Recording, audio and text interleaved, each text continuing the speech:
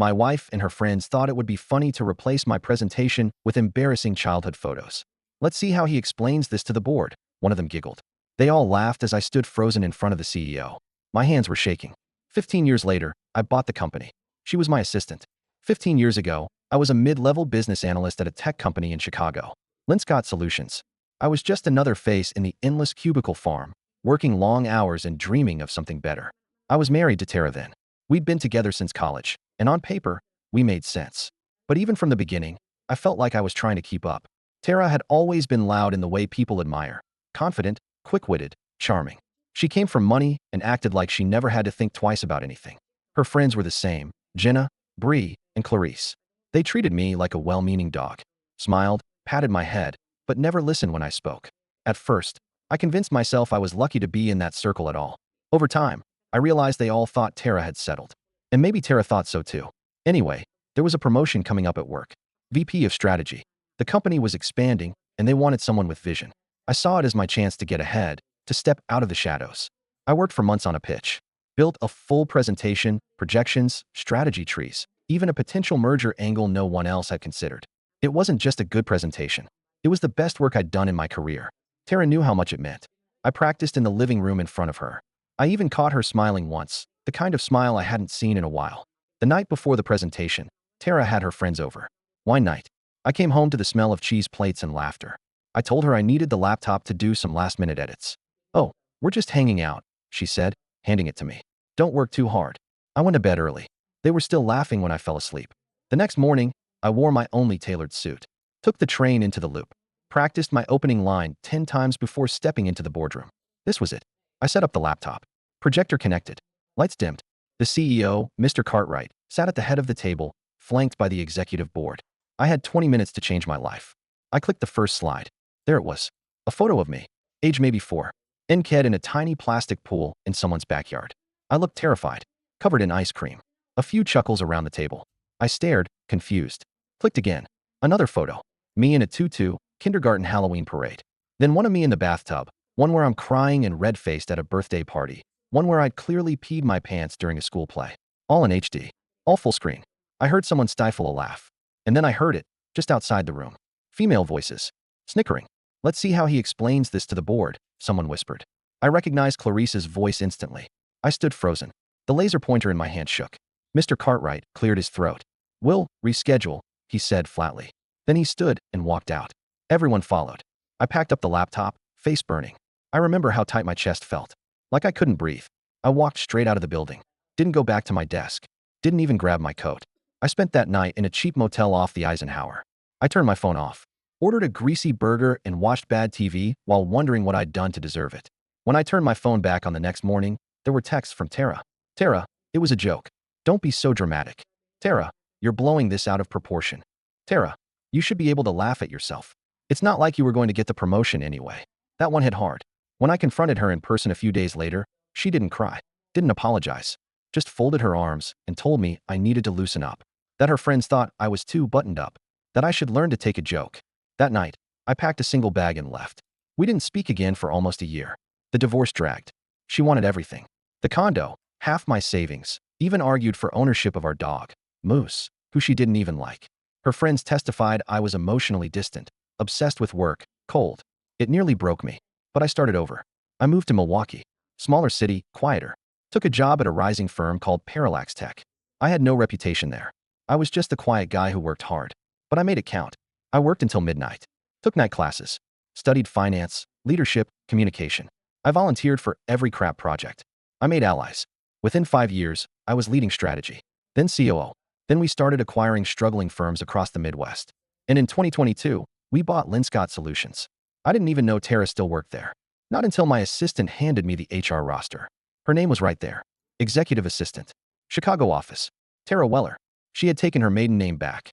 I flew in for the company-wide town hall. There she was in the crowd, wearing a gray dress, lips slightly parted in shock. Her hair was shorter now, her posture more cautious. I didn't acknowledge her, just moved through the presentations and meetings like she didn't exist. She emailed me that afternoon. "Tara, I didn't know you were coming back. Can we talk?" I ignored it. 2 days later, "Tara, I'm sorry. I really am. That wasn't who I am." I responded. "Schedule a Monday meeting with APAC division." In person. Singapore. She replied, I don't have a passport. I said, then get one. Petty? Absolutely. But I waited 15 years for that. She didn't go to Singapore. Of course she didn't. HR called me the next day asking if the travel order was real. I confirmed it was. But I also knew Tara wasn't going anywhere. It wasn't about the trip. It was a message. I started seeing her around the office more after that. Not intentionally. She kept her distance. But I'd catch glimpses. In the break room making tea, sitting quietly in the back of staff briefings, walking briskly with a notepad down the hallway. She looked small. Not physically. Just muted. Faded. The loud, proud woman I once knew. The one who laughed the hardest, dressed to KLL, and tore through rooms like she owned them, was gone. Replaced by someone who looked over her shoulder and avoided eye contact. One day, I stayed late to finish a quarterly review, and as I was walking out, I saw her in the copy room, crying. She didn't see me, and I didn't say anything, just kept walking. But it stuck with me. Not because I felt bad for her. Not exactly. But because for the first time, I saw her without the performance. And what I saw was someone unraveling. A week later, she requested a formal one-on-one meeting with me through HR. They asked if I wanted to approve it. I sat on the request for a few days. Then, I clicked approve. We met in my office. Neutral space. She came in with a folder tucked under her arm, looking like she was preparing for a deposition. I didn't ask her to sit. She did anyway. I just want to say something, she said quickly, before I could start. And then you can say whatever you want to say, or nothing. I won't take up much of your time. I didn't say anything. Just gestured for her to go ahead. She opened the folder. Inside was a printout of an old photo. One of the ones she'd used that day. Me, age 4, in the kiddie pool. A dumb smile on my face, chocolate ice cream smeared across my cheek. I kept this, she said. Not for any good reason. I guess I thought it was funny. For a long time, I told myself that what we did was harmless. That you'd get over it. That it was just a prank. She paused. But it wasn't. I know that now. I've known it for a while. Still, I said nothing. I wasn't going to make this easier for her. I've been stuck for years, she said, her voice quieter now. I made a lot of stupid choices. I pushed away good people. I drank too much. Blew through my savings. My dad's money dried up, and I didn't adapt. I kept thinking something would come along and fix everything. But it never did. Another pause. You were the best person I ever knew, she said. And I made a joke out of you. For applause. There it was. A silence hung in the air between us. I watched her closely.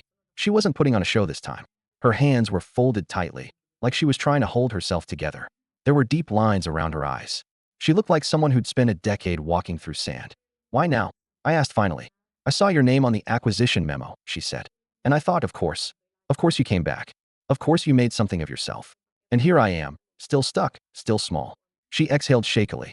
I guess I just didn't want you to think I'd forgotten. I haven't. Not a day. I nodded slowly. You were right, I said. Back then, I wasn't going to get the promotion. She blinked, confused. You made sure of that. Her lips parted like she was about to speak, but I stood up before she could. That's all I need to hear, I said. You can go. She stood, awkwardly, fumbled with the folder, like she didn't know whether to take it or leave it. In the end, she left it on the chair and walked out quietly. I sat back down, looking at that old photo again. I felt nothing. No triumph. No satisfaction. Just stillness. Over the next few weeks, Tara stayed professional. She didn't reach out again, but I noticed she began applying for other roles internally. Lateral moves, entry-level operations, and admin jobs in other departments. She was trying to escape our proximity. One day, I saw her name on a voluntary separation list. HR flagged it for me because of her tenure. She'd filed for resignation. No fanfare. No drama. Just gone. I didn't stop her. What would have been the point? I didn't want revenge anymore. I wanted distance. Closure, maybe. Or just air.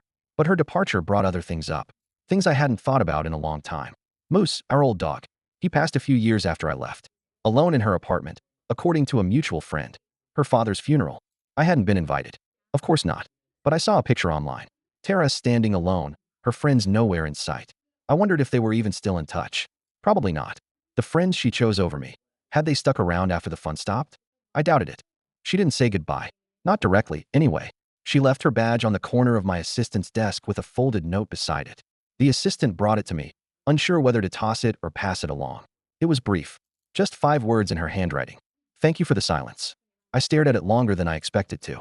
I never wrote back. Didn't email. Didn't call. And she never reached out again. At least, not right away. But the silence wasn't the end of her presence. Not really. If you've ever known someone deeply, been married to them, lived with them, seen the way they smile when they think they've won and the way their eyes twitch when they're hiding something, you know what I mean. They leave echoes. Small ripples in your daily life. I would catch myself making a comment in meetings and think, Tara would have rolled her eyes at that. I'd walk past the coffee shop near the old office and remember the time she threw a cinnamon roll at me because I forgot her oat milk. Dumb things. And there was always that thought tucked into the back of my mind. Would she have still done it if she knew it would cost her everything? About 8 months after she left, I got an invite to speak at a leadership forum in St. Paul. Tech CEOs from around the Midwest, some familiar names, some fresh blood. I almost declined. It was a long trip, and my calendar was a mess. But something made me say yes. The night before the panel, I wandered into the hotel bar, ordered a neat bourbon, and sat in the corner trying to unwind. It had been a long quarter. Too many acquisitions, too many legal headaches, and too many late-night meetings with directors who couldn't agree on anything. The bar was mostly empty. A few business travelers, some younger execs laughing too loud at each other's stories. Then I saw her. Tara, not at the bar. On the screen above it. A local business channel was airing a spotlight segment on rising women entrepreneurs in the region. And there she was, sitting in a modest office, talking about a logistics startup she'd co-founded with 2 other women. Something about streamlined warehousing. The segment was 5 minutes, tops. But I watched the whole thing, frozen. She looked different. Healthier.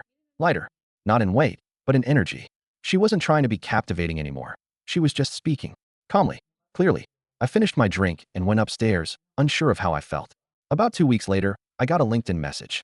Tara, saw you on the panel in St. Paul. You're still a better speaker than I ever gave you credit for. Hope you're doing well. Genuinely. P.S. Moose hated oat milk. I just said that to mess with you. Still feel guilty about it. I didn't respond. I reread it a few times, though. Eventually, I archived the message and closed the app. That summer, I started taking Fridays off more often. Margot, my wife now, had been nudging me for years to work less. We had 2 boys, 10 and 7, and they were finally old enough to want me around for baseball games and building blanket forts and long debates over what toppings belong on pizza. Margot never asked too much about Tara. She knew, of course. I told her the short version early on, before we got serious. She never pressed for details, and I was grateful for that. But I think she could sense something had shifted. One night, we were sitting out back, wine glasses half full, kids asleep, summer air thick and soft around us. She said, "You've been quieter lately." I looked at her. Really looked at her. Strong, steady Margot. The kind of woman who listens with her eyes and never pretends to understand something she doesn't. Tara reached out. I said. She didn't flinch. Didn't stiffen. "She okay?" she asked. I nodded. "Seems like it." A long pause. Then, "Are you?" I laughed a little, surprised. "Yeah, I think I am." She didn't say anything else. Just reached out and rested her hand over mine. It was a small thing, but it meant everything. Still, I couldn't help but wonder, what would I have done differently? If I could rewind the tape, go back to that night before the presentation, would I have checked the slides? Taken my laptop with me to bed? Maybe. But honestly, it wasn't about the photos. It wasn't even about the job. It was about how easy it had been for her to laugh at my expense. How quickly she turned something so meaningful to me into a punchline. How little she cared in that moment about how hard I had worked, how much I had trusted her. That's what stayed. Not the humiliation, the betrayal. But time has a way of softening the edges. Doesn't erase them, just makes them less sharp when you brush against them. And maybe, just maybe, people change. Maybe they grow. Maybe they wake up one day and realize the jokes they told came with a cost. It was at a leadership roundtable in Madison, one of those private think tank-style gatherings where companies quietly shared operational strategies and economic predictions under the radar. I was there representing Parallax, mostly as a courtesy to one of our board members. I didn't even want to attend. I was tired, behind on a mountain of internal memos, and still thinking about taking a long vacation with Margot and the kids. But I went. It was a Thursday, late morning. The group was small, maybe 25 people. And as I walked into the conference room, there she was. Tara. She was sitting near the end of the table, a leather-bound notepad in front of her, glasses perched on her nose. When she looked up and saw me, her mouth twitched in a barely there smile. Not surprised. Not smug. Just acknowledgement. I nodded once. The moderator began the session, and the topic was sustainability in logistics, exactly her field now. As the group went around sharing ideas, I listened more closely than I meant to. And when it was Tara's turn, I caught something I didn't expect to feel. Respect. She spoke with confidence. Clarity. The ideas were good, really good. Practical. Grounded. Not dressed up in buzzwords or corporate theater. Her voice didn't waver. She didn't rush. She didn't try to dominate the room. She just made sense. Afterward, as people broke off for coffee and casual side chats, she approached. "Hey," she said gently. I wasn't sure if I should say anything. I looked at her. "You're here. You might as well." She nodded. "Fair." We stood there for a beat, neither of us quite knowing how to navigate the moment. "You're doing well," I said finally. "So are you." Another pause. "You seem different," I added. "I am," she said. Or at least, I'm trying to be. It's taken me a long time to understand how much of myself I lost trying to perform for other people. I was chasing some image of a life that didn't even make me happy. I glanced down at her notepad. Scribbled notes, nothing overly tidy. Lived in. Real. Starting the company was a clean slate, she said. I got tired of relying on my last name. And on other people bailing me out. You've come a long way. She looked at me for a second, then said, I'm not asking for anything. Just glad we could talk. Like normal people. I gave a small smile. It's strange, isn't it? Yeah, but not bad strange. We didn't hug. We didn't reminisce. We didn't pretend to be friends. We just stood there. Two people who had been through a very ugly, tangled part of life together, and now found themselves on the other side of it. Wiser. Scarred, sure, but not bitter. Before she walked away, she turned back. I hope you're happy, she said. I am. Good. Me too. Then she disappeared into the crowd. On the drive back to Chicago, I kept the radio off. My mind wandered. Not toward resentment or old wounds, but toward reflection. How long it had taken to get to this point. The choices we both made. The pain. The rebuilding. The silence. There was a time when I thought I'd never be okay again. After the humiliation, after the divorce, after the financial ruin she tried to bring down on me. Every step forward had felt uphill. But that moment, standing across from her in that conference room, was the first time I felt completely at peace with the past. Not because she had apologized. Not because I had won. But because we had both survived. A few months passed after that last encounter in Madison. Tara didn't reach out again, and I didn't feel compelled to either. It felt like we'd reached a natural stopping point. No ceremony, just mutual understanding. Still, echoes of that moment lingered. Seeing her succeed, really succeed, left a mark on me. Not a bitter one, just a deep one. I knew how far she'd come. And I knew, quietly, that part of me was proud of her. That pride didn't erase the past, but it made the present easier to look at. Back at Parallax, we were in the middle of exploring partnerships to scale our logistics and warehousing capabilities across the Midwest. Our COO and I were vetting a short list of promising startups for potential strategic alliances. One of those companies? CoreStream Logistics. Tara's company. It was one of the top contenders. Strong regional presence, clean operations, excellent client reviews. Their growth was modest but consistent, and their tech solutions were well-designed and cost-efficient. I didn't tell anyone on my team that I had history with the co-founder. I didn't need to. It was all business now, just a name and a spreadsheet. Still, I couldn't ignore the opportunity that lay ahead. After weeks of due diligence, CoreStream was invited to pitch a joint venture proposal at our headquarters. They were thrilled. Their co-founders arranged a full team presentation. And yes, Tara would be leading the pitch. The irony wasn't lost on me. She would be standing at the front of my boardroom this time, pitching to my executives. With my reputation on the line. It wasn't revenge. Not yet. But the pieces were in place. The day of the presentation, I made sure every executive was present.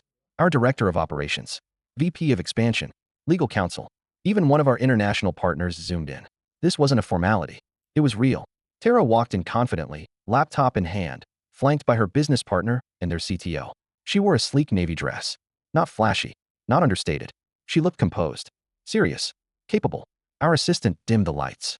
She connected her laptop to the projector, took a breath, and began. Good morning, everyone. I'm Tara Ellison, co-founder of CoreStream Logistics. Thank you for the opportunity to present our proposal for regional integration. She was good, better than I expected. Calm, professional, efficient. No fluff, no ego. Just data, logistics, and a clear plan for a scalable partnership that would benefit both companies. My team was impressed. I could tell by their posture, the nods, the scribbles in their notebooks. When she finished, the room was quiet for a beat, then light applause. She took a sip of water and glanced toward me, almost imperceptibly. I stood slowly and walked toward the screen, hands clasped behind my back. Excellent presentation, I said. Your proposal is strong. It's clear your team put in the work. Tara's expression was calm, neutral. But before we move forward, I continued. I'd like to ask a few questions, specifically about leadership ethics, internal culture, professional conduct. I believe these things are just as important as supply chain efficiency. I saw a flicker in her eyes, barely there, but I knew I had her attention now. Can you speak to a time, I said, when a poor decision, whether yours or a colleague's, resulted in reputational damage, and how you managed the consequences? The room shifted. People leaned in. It wasn't an ambush. Not exactly, but it wasn't friendly either. Tara hesitated just a second. Then, yes, she said. I can. And she told a version of the story, sanitized, stripped of names and emotions. There was an incident early in my career, she said, where a personal prank blurred the lines of professionalism. It had consequences, severe ones. I lost someone's trust. It was a long road back from that. But I learned. I grew. I built something from scratch because I had to. And now I lead with more care. She didn't look at me as she said it. She didn't have to. My team nodded thoughtfully. They respected the honesty. After the meeting, we held our internal debrief. The consensus was clear. CoreStream was the best fit. And yet, I had one final move to play. The next day, I requested a private call with Tara. We met over Zoom. Just the two of us. You nailed the presentation, I said. My team loves the proposal. Thank you, she said cautiously. But I've decided we're going with someone else. I let the silence sit. She didn't respond right away. I watched her try to process it. I see, she said eventually. Is there feedback? Yes, I said. It's not about the proposal. It's about trust. That landed. She blinked. Once. Slowly. You burned a bridge, I continued. A long time ago. And while I respect what you've built, I don't owe you access to mine. She nodded once, tightly. I understand. I'm sure you do. And I ended the call. That was my revenge. No public humiliation. No pettiness. Just a closed door. One she thought was finally open. One she'd worked for, prepped for, walked toward with hope. And I got to be the one to shut it. Not because I was angry, but because I could. And because not all payback needs to be loud. Some of it just needs to be quiet and final. It's been 2 years since that final call. I haven't seen Tara since. Haven't heard from her either. CoreStream didn't fold, but they didn't grow the way they'd hoped. Without our partnership, they lost momentum. A few of their key clients moved on. Eventually, the co-founders parted ways. Last I heard, Tara took a position with a regional logistics consultancy in Minneapolis. A stable job, nothing flashy, and I'm genuinely okay with that. Sometimes, people don't crash and burn. Sometimes, they just settle, not in punishment, but in balance. Life levels them out. As for me, I still run Parallax, though I've pulled back from the day-to-day. I spend more time at home now, soccer games, backyard cookouts, long walks with Margot and the boys. I've learned that peace isn't found at the top of some corporate ladder. It's found in the quiet moments you once overlooked. Tara was a chapter. A long one. A painful one. But not the final one. I kept that photo she left, the one of me in the kiddie pool. Not as a wound. Not as a trophy. But as a reminder of how far I've come. Of what I survived. And of the fact that some of the best revenge doesn't come with applause. It comes with peace.